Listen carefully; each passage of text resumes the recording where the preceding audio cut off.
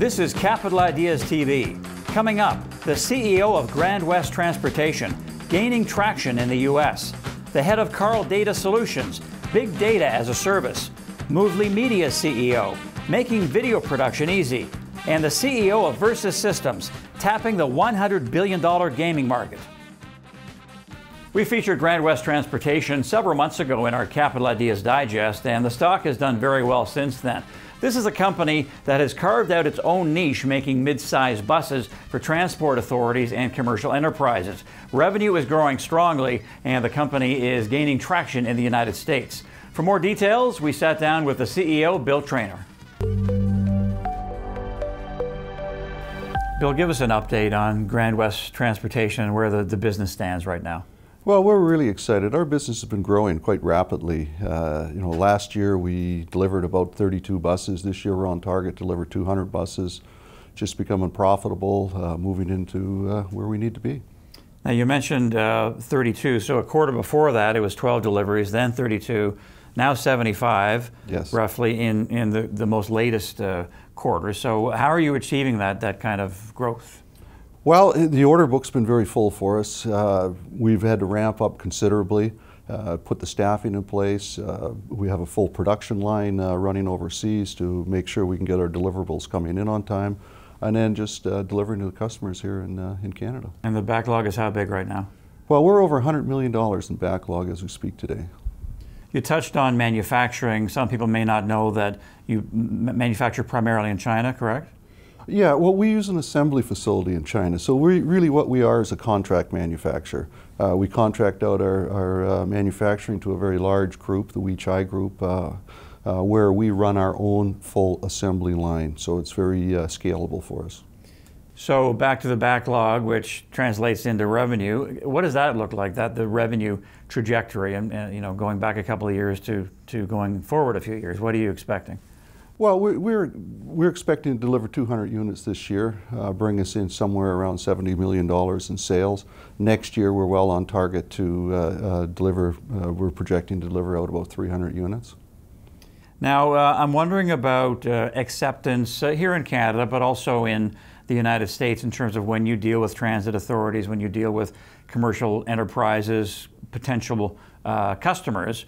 What is their reaction when you say, we've got this mid-sized bus that's going to be cheaper for you and it's going to be efficient, and what's the sort of the acceptance like? Well, it's been extremely good. When we started to grow the business, we had to get our anchor order. That was with BC Transit out in the Vancouver area.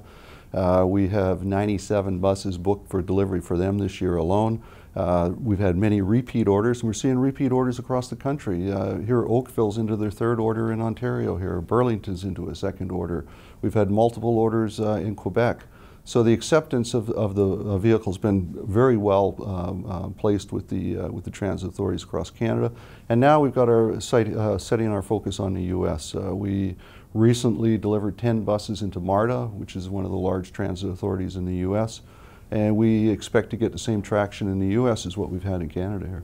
And you've qualified for the Buy America program. Explain what that is and why it's important for your company, but also it has nothing to do with any initiative that President Trump started, correct? No. So the Buy America, in the U.S., to sell into a transit authority, they're applying for federal funds. Those federal funds, when they apply, they get about 80% of their vehicle purchase funded by the Federal Transportation Administration. To meet the criteria for those funds, you need a couple of things. One, you need to have an Altoona test done, which is a test done down in Altoona, Pennsylvania, which we received the best in class for our test, which is a very good endorsement of the product. And the second, you need to meet your Buy America requirements, which is currently for 2017 is at 60% of your bill of materials, and for 2018 it's 65%. We have outsourced an audit to a consultant to actually look at our bill of materials, and we're confident that we meet the Buy America requirements. Now, Will, you're on the ground and you're meeting with customers, and I'm wondering, how would you assess a business sentiment when you're talking to executives, when you're talking to other people with these companies you're dealing with, or the transport authorities? How would you assess the mood out there? Well, I think the mood is good, and particularly for us. You know, we're a very specialized market, this mid-sized bus market. Traditionally, you'd have the smaller end, the cutaways, and you'd have the larger end, the 40-foot buses. But for a transit authority, if they really want to focus on cost savings, you need to really focus on how many passengers are on that vehicle at the right time. And this is a right-sizing trend that we see going on. And the transit authorities are very receptive to it. We've done great here in Canada, and we really see the same sort of results for that right-sizing trend in the United States as well. And you compare your model to a degree to Southwest, to what they did when they came on the scene in the airline business. Well, absolutely. You know, in their instance, one plane didn't fit. In our instance, one bus does not fit all. The 40-foot bus is not a fit-all for everybody. So if you really want to be effective and efficient, you got to manage those routes, and you got to manage the amount of people you have on those routes. Hence the right-sizing trend that we see. Speaking of trends, electric vehicles, of course, are very hot. Oftentimes, I'll look at a bus or a utility vehicle, and I wonder why it's not electric. So you're pushing into that area. Tell us where you stand there. Well, we recently were just bidding our first electric vehicle. When we developed the Vicinity Bus, we developed it on a platform that could actually take different types of propulsion systems.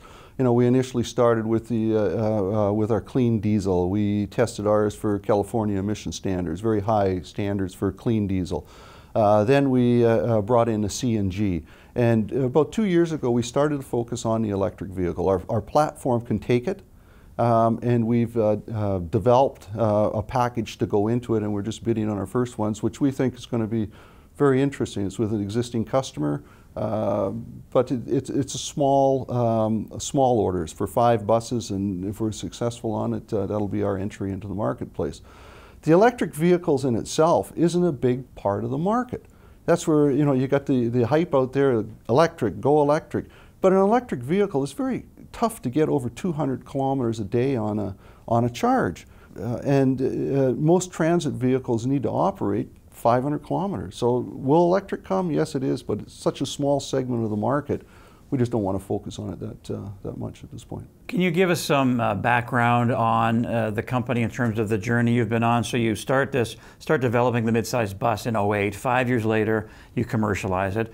Now you're really starting to ramp things up. So maybe it's kind of, I'm telling you to, or asking you to encapsulate 9-10 years in a nutshell. But what's that journey been like for Grande West to be where you are now? Well, it's very exciting. You know, you look at it, you bring a product from a clean piece of paper right up to conception to the vehicle that we have today.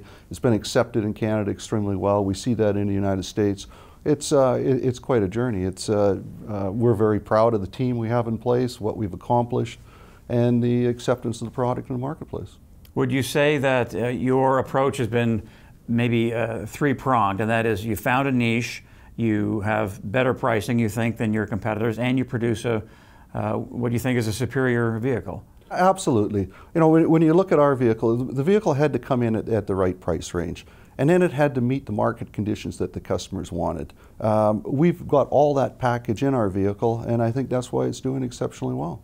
Now, if you were talking to investors, which you are right now, through the camera, and they don't know Grande West, they're getting to know you a little bit, what would you say to them to convince them that this is a very viable investment?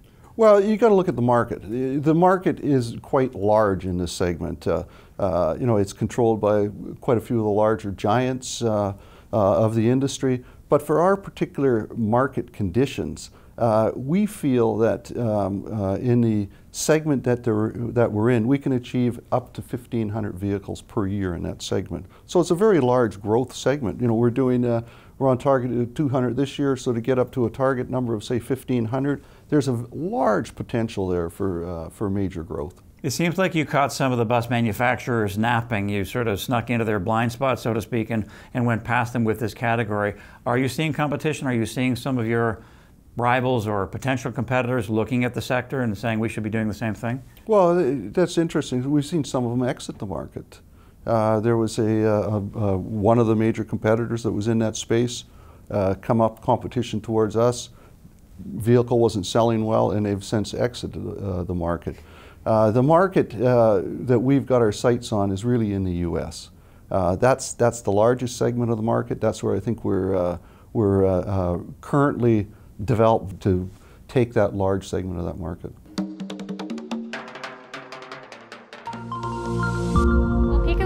lifestyle brand. I was fundamentally confused why there wasn't an apparel product that fostered a lifestyle of play for children. I want the world to look at the lifestyle of a child as something that needs to be preserved and protected. And we create an apparel product that makes them feel good. It allows them to get outside and become who they are. And that's what we want. We want to foster a playful life. The stock market can be a chaotic place. Do you want to stand out from the crowd? Watch Capital Ideas TV. Never be the last to know.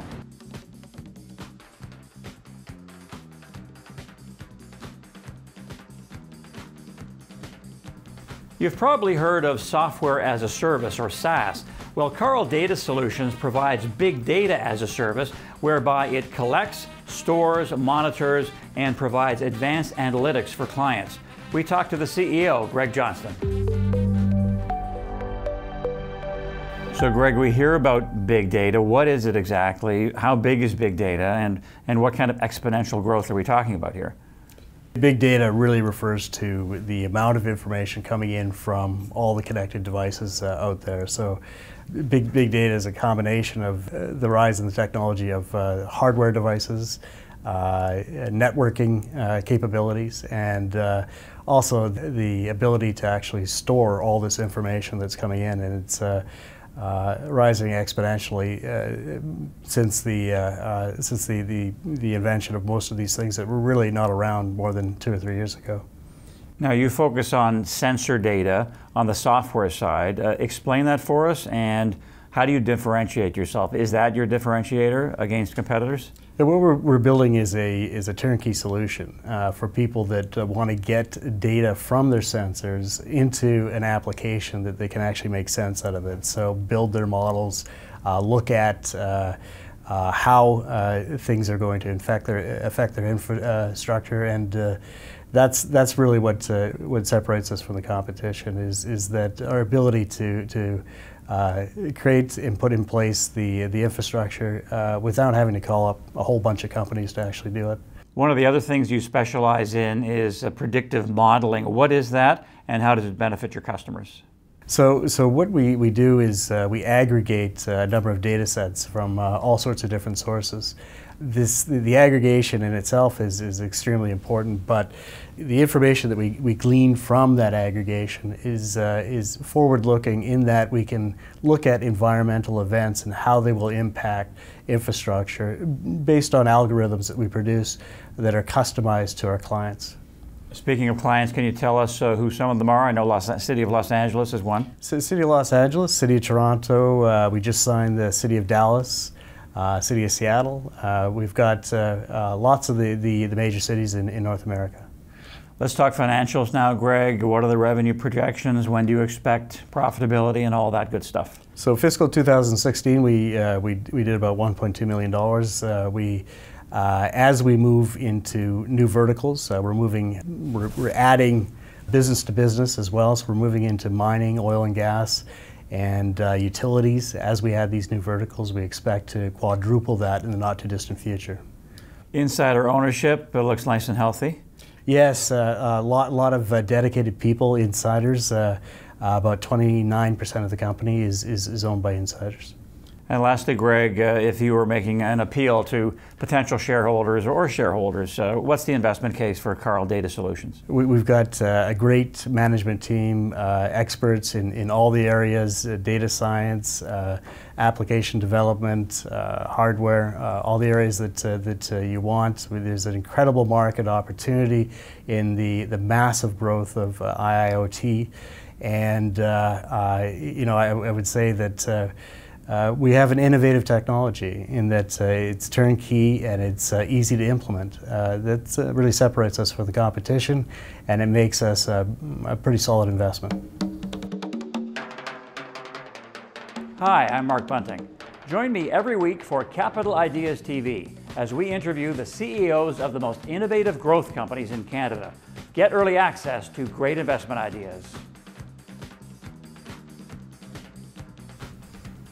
If individuals or corporations want to make a professional-looking video of some sort, it may be kind of difficult and costly to do. That's where Moovly Media comes in. It has a platform that it says makes making videos simple, affordable, and intuitive. We talked to the CEO, Brendon Grunewald.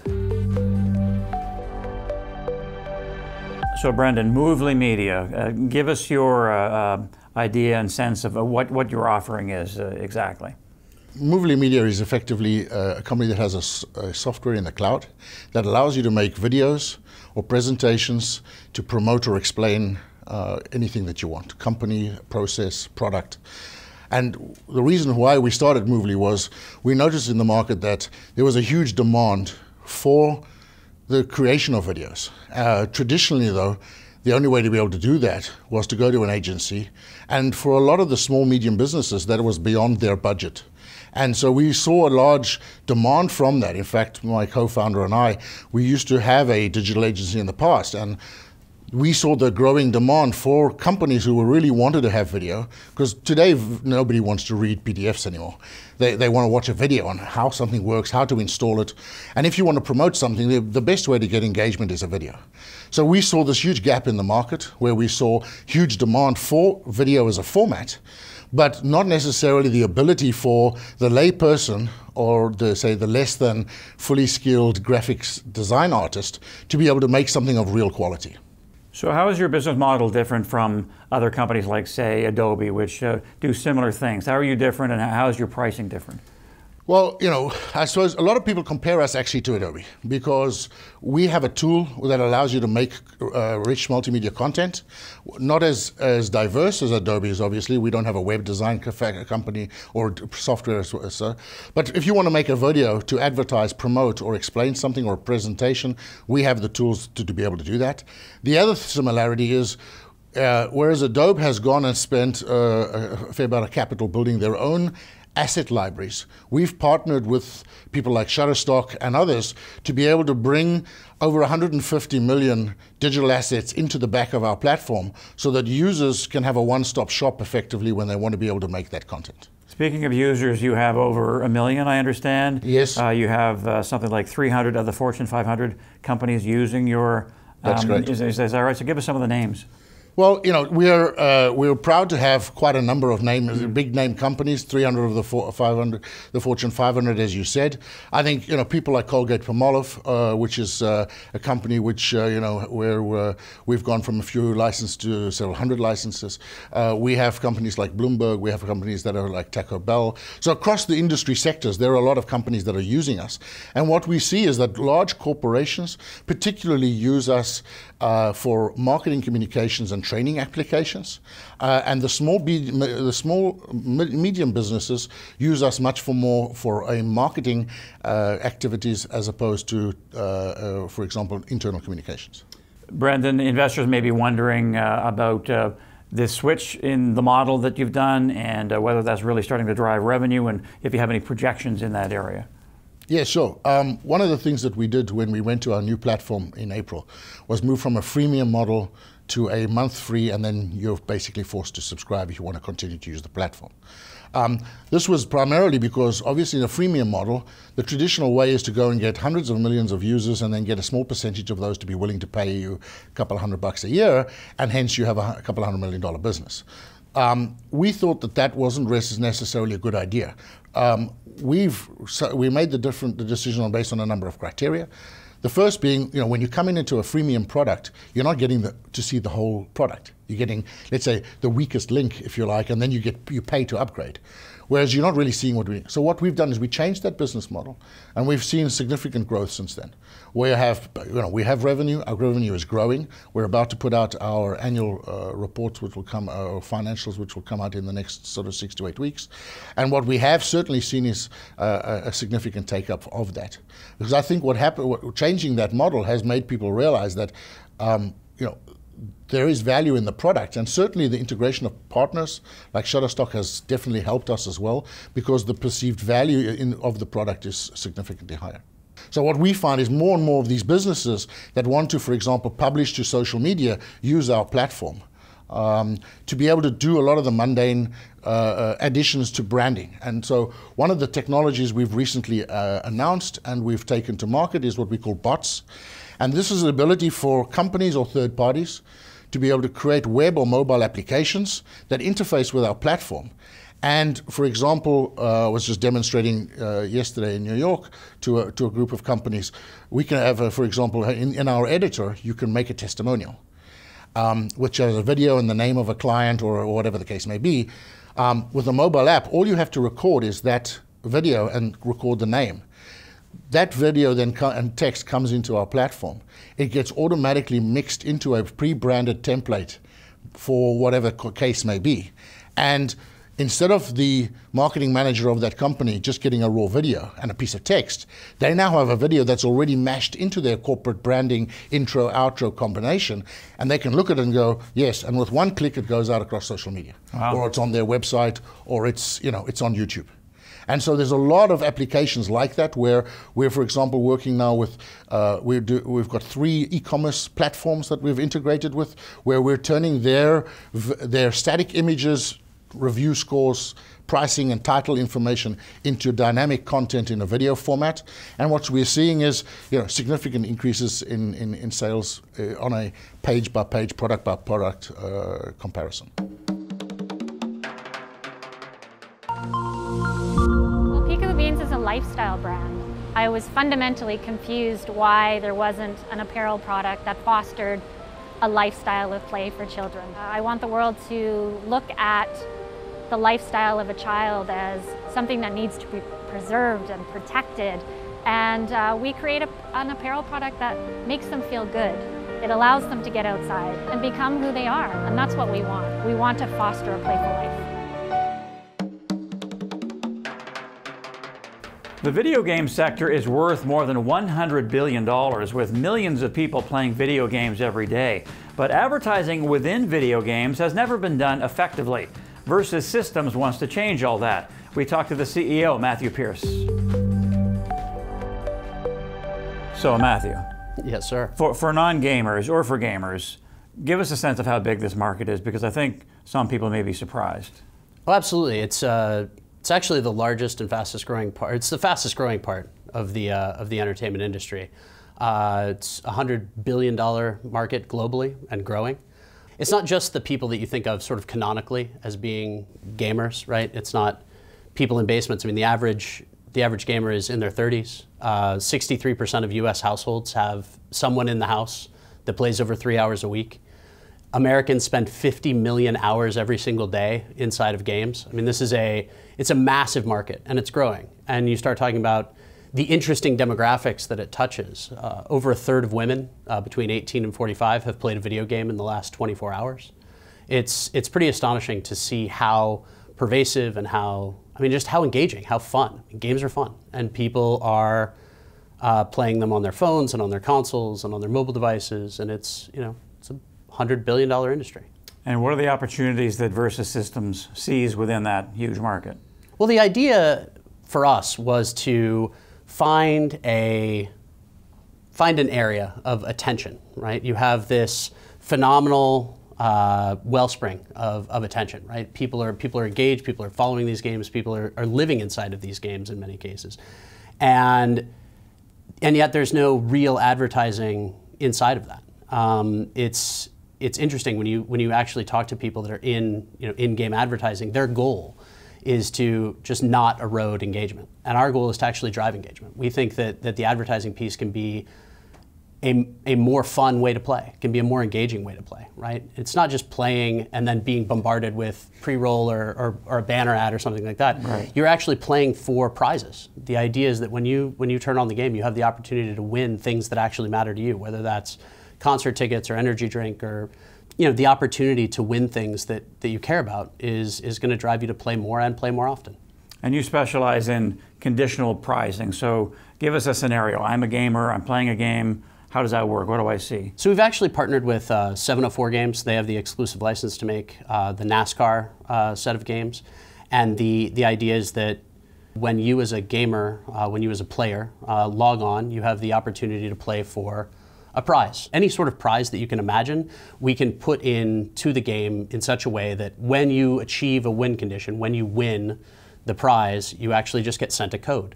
And for every code that gets sent, our company monetizes every code that goes out the door. So the idea for us was to create a platform that made that scalable, that made it flexible, that made it easy for brands to put their prizes inside the game, that made it easy for players to win them, that made it easy for publishers and developers of video games to drive engagement. I mean, the idea as much as possible is to make the games even more fun than they already are, to make them more engaging than they already are.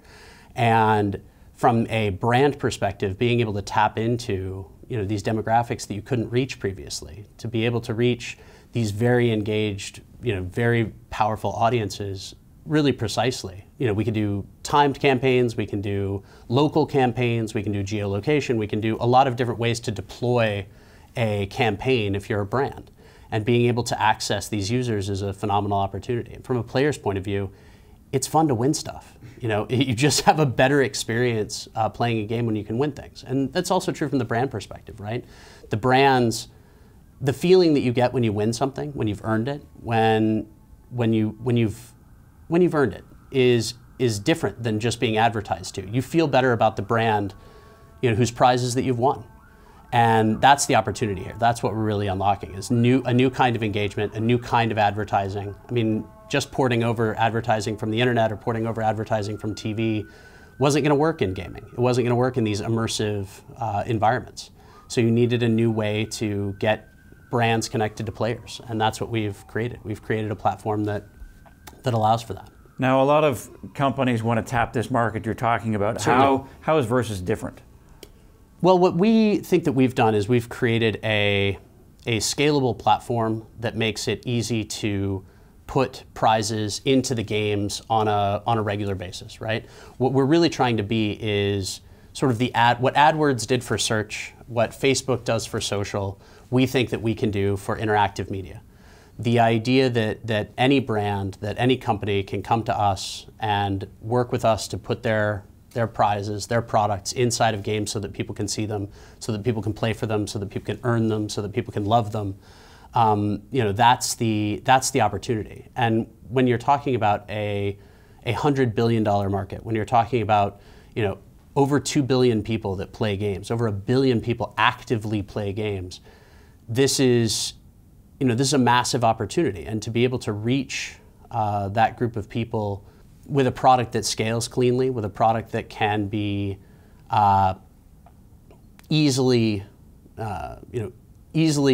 used, easily accessed by brands, easily deployed by video game publishers and developers, and that it's easy for players. That players can win these prizes in a straightforward way inside the games they already love. They don't have to do anything extra. They've already got the games they love, and they can win prizes inside the games they already love. That's a real opportunity. And you start talking about having millions of daily active users times however many sessions they're playing. I mean, some of these games are really pretty breathtaking in their size and scope. I mean, you start having games that have millions of daily active users, tens of millions of daily active users in some cases, and they're playing multiple sessions per day. And yeah, I mean, it's And the numbers could add up. Yeah, 10 cents per time times millions and millions of times is a pretty good